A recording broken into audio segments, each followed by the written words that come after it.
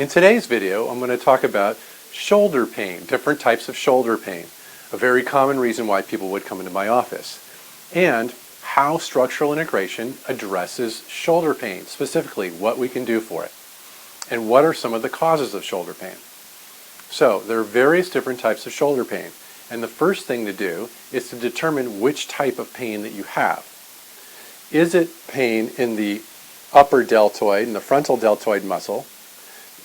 When you raise your arm this way or this way, do you have pain kind of on the corner of your shoulder here, or on the front of your shoulder, or on the back of your shoulder? I use this test, and this test to look at mobility, ability of your body to raise your arm or not. Some people are unable to raise their arm past, say, here or here, because they either have pain or they have restriction or they have pain and restriction. It's important to determine which one is which. Some people have pain behind the shoulder, okay, in one of the rotator cuff muscles. That's a different situation. And some people have pain from impingement inside the joint itself, or bursitis. Now, bursitis, probably not something I can help, but it's good to know ahead of time what you've got going on. So, in general, what happens with the shoulder is the shoulders tend to generally get rounded forward.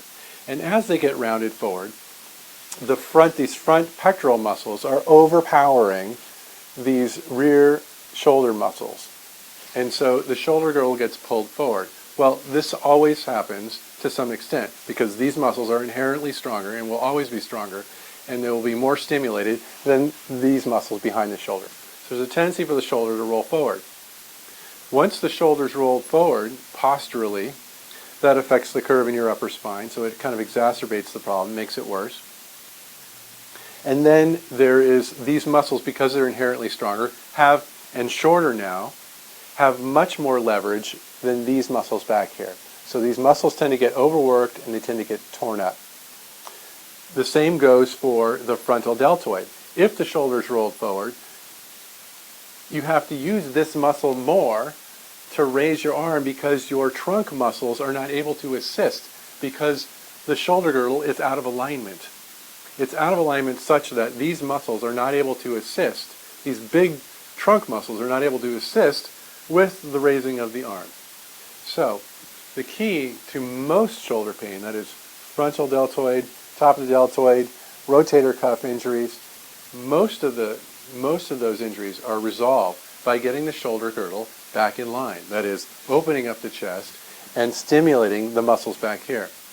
And the very first session of structural integration does that. It starts that process. Now, again, I suggest that when people think about structural integration and they see that it's a 10-session series, that not to be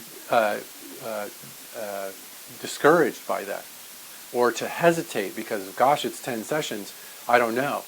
But to come in and try one session, and in one session, if you don't feel a difference, probably doesn't make sense for you to do the rest of them.